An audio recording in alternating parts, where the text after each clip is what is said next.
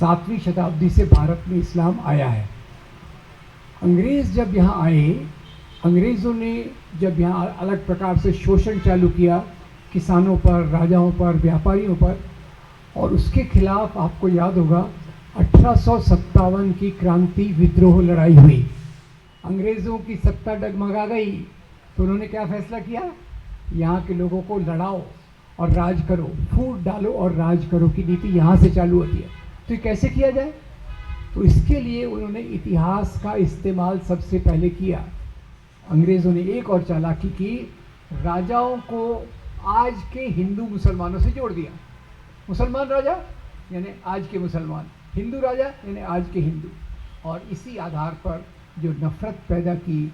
मेरा विश्वास कीजिए, जब तक नफ़रत पैदा नहीं होती हिंसा नहीं करवाई जा सकती। धर्म के नाम के होने वाली राजनीति ये लोकतंत्र के लिए खतरनाक होती है। भारत में जो मेजॉरिटी कम्युनलिज्म, समझ जाइएगा, मेजॉरिटी कम्युनलिज्म ये अपने आप को राष्ट्रवाद के रूप में प्रस्तुत करेगा,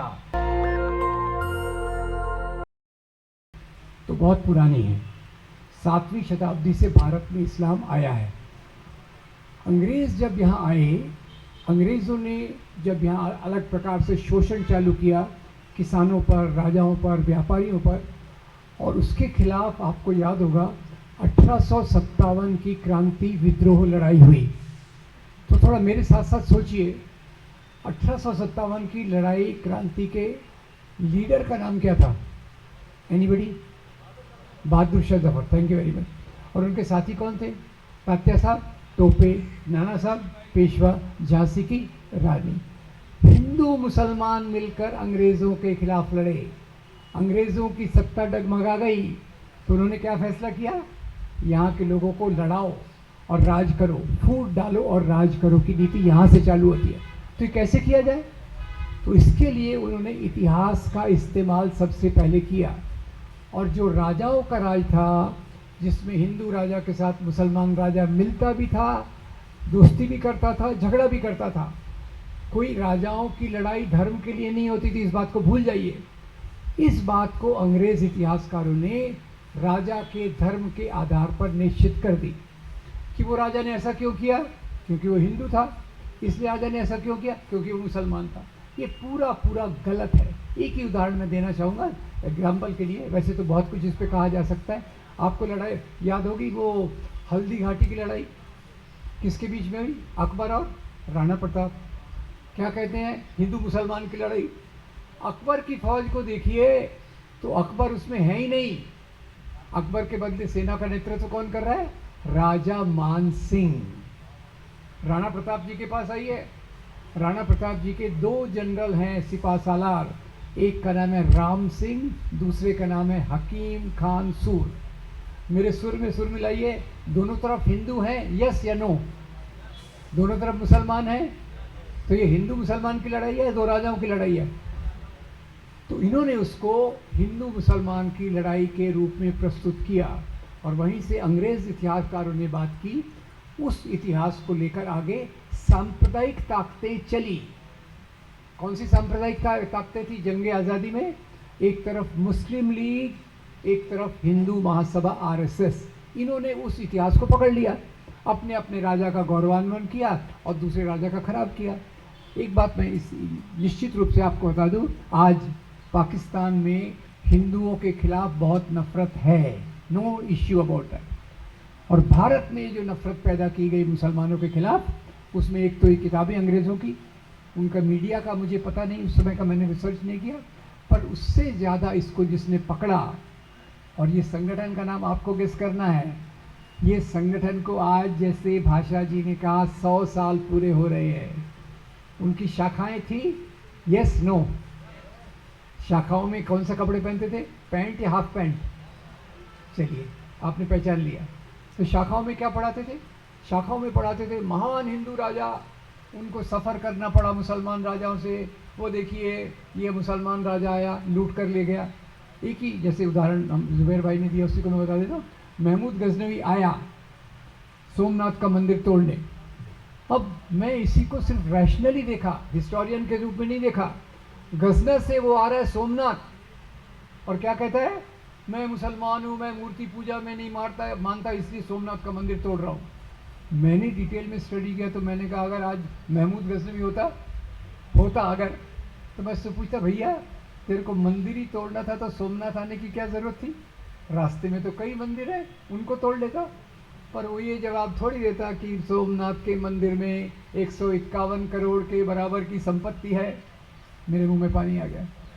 वो संपत्ति के लिए मैं यहाँ आया हूँ और बोलने के लिए बोल दिया कि मैं तो मुसलमान हूँ, मुस्लिम मूर्ति पूजा में नहीं विश्वास करता, इसलिए मंदिर तोड़ रहा हूँ।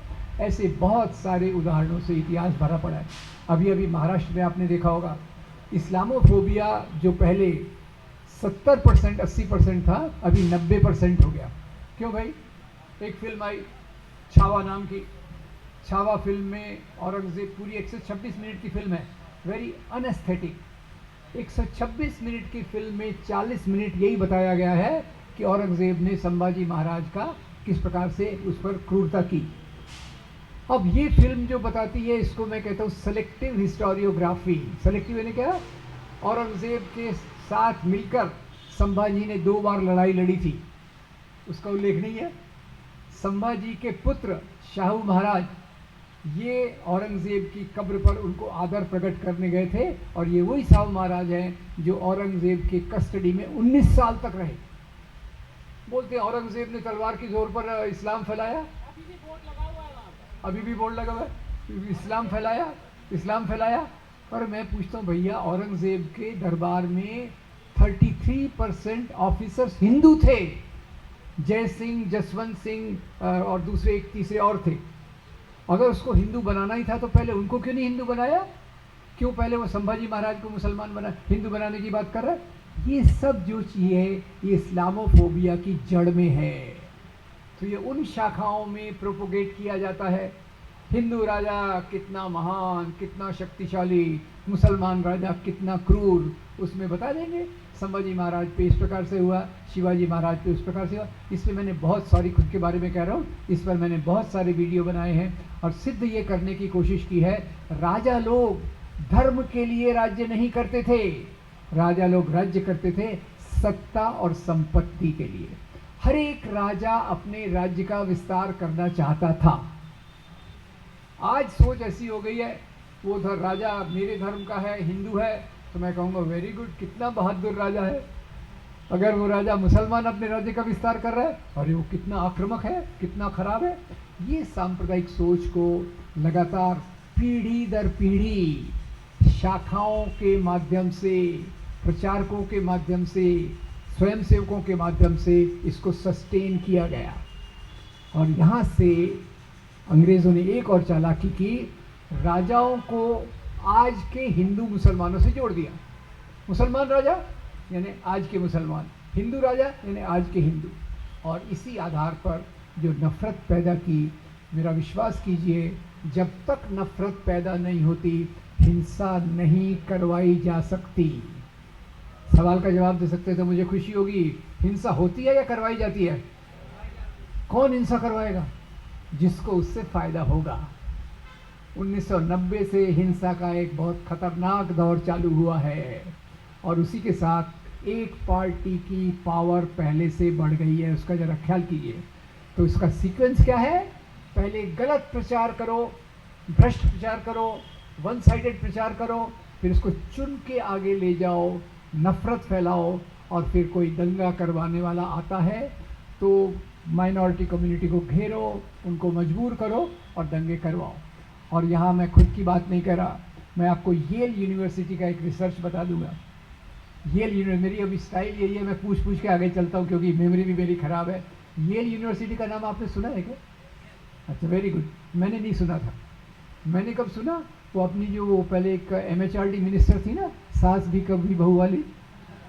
हाँ, अभी लोगों ने कहा ये MHRD मिनिस्ट्री देख रही है, ये तो कितनी कम पढ़ी लिखी है। तो गुस्से में तब आ गई सास भी कभी बहू स्टाइल में और बोली देखो मैं तो येल यूनिवर्सिटी से डिग्री लाई हूँ। मैं बहुत इम्प्रेस हो गया। मैं उनके रिसर्च, फिर से मैं येल यूनिवर्सिटी के रिसर्च को फॉलो करने लगा।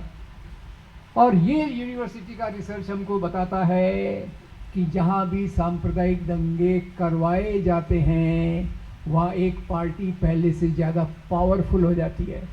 पार्टी का नाम गेस करने पर आधा कप चाय आपको पिलाई जाएगी। ठीक है, अब ये चीज़ जो बढ़ती गई तो एक तरफ से ये हिंसा का वातावरण, ये नफरत का वातावरण समाज में ऑर्गेनिक रूप से बढ़ने लगा। ये ऐसा नहीं है कि कुछ लोग उसको मानते हैं इसीलिए उसमें कर रहे हैं, ये ज़्यादा घर घर जाकर बार बार कम्युनिटी से जुड़कर इस प्रकार का प्रोपेगेंडा किया जाता है और मुसलमानों के खिलाफ एक प्रकार से नफरत पैदा की जाती है। अब पार्टीशन का सवाल, आज़ादी के बाद कहा गया ये मुसलमानों ने ज़बरदस्ती करके पाकिस्तान बनवा लिया, गांधी ने कितनी ये की कमज़ोरी दिखाई, पाकिस्तान बन गया। पर ये कोई नहीं कहता भाई पार्टीशन के पीछे सबसे बड़ी ताकत जो थी वो अंग्रेज़ों की डिवाइड एंड रूल पॉलिसी थी। पार्टीशन को जिन्होंने सपोर्ट किया वो एक तरफ मुस्लिम सांप्रदायिकता थी, एक तरफ हिंदू सांप्रदायिकता थी। दो राष्ट्र का सिद्धांत, इस देश में दो राष्ट्र हैं, एक हिंदू और एक मुसलमान, ये बात सबसे पहले किसने कही थी? विनायक दामोदर सावरकर। गलती से जिनका पोर्ट्रेट आपने पार्लियामेंट में लगा दिया है, शर्म की बात है। दो राष्ट्र की बात उन्होंने की, तो जिन्होंने कहा दो राष्ट्र है तो हमको अपना राष्ट्र दे दो, तुम अपना संभाल लो बाकी। और उसके लिए जिम्मेदार किसको ठहराया जाता है? मुसलमानों को। तो एक तो इतिहास के आधार पे चुन चुन कर घटनाओं को लेना, धर्म के नाम पर एक धर्म को ये बढ़ाना, ये इस्लामोफोबिया का आधार है। और उसके बाद जैसे जुबैर भाई कह रहे एक के बाद चीज़ें एक उसमें जोड़ते गए। पहले हम ये देखेंगे, अभी वो हो गया ना, गौ हमारी माता है। गौ हमारी माता है तो पिता कौन है? मैं कुछ नहीं कह रहा, आपने कहा होगा तो आपको माफ़ी मांगना पड़ेगा, ठीक है। गौ हमारी माता है, उसके नाम पर 100 लिंचिंग हो गई 2019 तक। इसमें मरने वाले 90 मुसलमान और 10 दलित। तो मैं स्टडी करने लग गया भैया बीफ का मामला क्या है, गौ पवित्र माता कैसे बन गई। तो सबसे पहले विवेकानंद की किताब पढ़ी, lectures from Almora to Chicago. उसमें स्वामी जी कहते हैं वैदिक काल में बीफ खाया जाता था। DN झा प्रोफेसर उसको कंफर्म करते हैं, वेदों में ऐसे वाक्य हैं, अथो अन्नम व्यागौ, जिसमें गाय का ये। खैर, ये भारत के इतिहास का जो मुख्य केंद्र बिंदु है वो एक तरफ है बौद्ध धर्म के मूल्य, मानवतावाद के मूल्य, और ब्राह्मणवाद के ऊंच नीच के मूल्य। ब्राह्मणवाद कमजोर होने के बाद वापस आया, उसने गाय को अपना प्रतीक बना लिया, और यही प्रतीक के दौरान के लिए आज़ादी के आंदोलन में भी कुछ समस्या हुई और अभी उसको रिवाइव किया गया। याद रखिए दोस्तों, ये गाय का कोई ये उसको माता वाता नहीं मानते, दावे से कह रहा हूँ। राजस्थान में जब बीजेपी की सरकार थी, हिंगोनिया में एक गौशाला में सैकड़ों गाय भूख से, बीमारी से, कीचड़ में डूबकर मर गई। मैं बहुत व्यथित हो गया। मैंने कहा हो क्या रहा है? एक तरफ तो बोलते हैं हम गौशाला बनाएंगे, गौ की रक्षा करेंगे, दूसरी तरफ हो क्या रहा है? तो मुझे उसका जवाब मिला कि ये केवल राजनीतिक एजेंडा है। और वो कैसे पता चला आपको पता है? वो अपने एक प्रधानमंत्री थे ना जो कविताएं लिखते थे, अटल बिहारी वाजपेयी, मैं भूल जाता हूँ इसलिए पूछा, डोंट वरी। अब उनकी एक बायोग्राफी में पढ़ रहा था, हार नहीं मानूंगा, विजय त्रिवेदी नाम के पत्रकार ने लिखी थी। पेज 236 पे आया तो पढ़ने को मिला, एक बार अटल जी अमेरिका में लेक्चर के टूर पर थे। एक लेक्चर देने के बाद आराम से खाने का आनंद उठा रहे थे, समझ गए ना, खाने का आनंद उठा रहे थे। तो पड़ोसी ने उनके कंधे पे थपथपाया, हेलो अटल जी आप क्या कर रहे हो? आप जो खा रहे हो ये तो बीफ है, आप जो खा रहे हो ये बीफ है। अटल जी ने कहा नो प्रॉब्लम, बीफ है तो क्या हो गया, इंडियन गाय का थोड़ी है, ये तो अमेरिकन गाय का है, let's have a good time.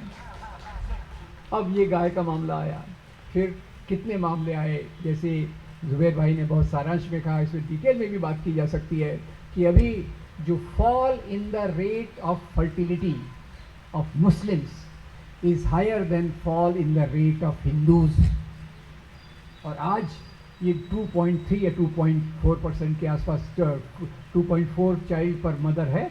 और इसका सबसे बेहतरीन एनालिसिस हमारे जो पुराने इलेक्शन कमिश्नर थे ना, SY कुरैशी साहब की किताब में इतने अच्छे से लिया है। पर कुरैशी साहब अब ये बताने RSS के सरसंघ चालक को कहे, देखिए भाई मुसलमानों का फर्टिलिटी रेट तो गिर रहा है और आप क्या कहते हो कि 4 बीवियाँ 20 बच्चे, उनका दर तो गिर रहा है। तो भागवत जी ने सुना, ऐसा दिखाया कि वो सुना। और एक हफ्ते के बाद भाषण में कहा ये जनसंख्या में जो असंतुलन इम्बैलेंस है इसको ठीक करना चाहिए। सब्सक्राइब बटन को दबाएं, फिर बेल आइकन की घंटी दबाएं।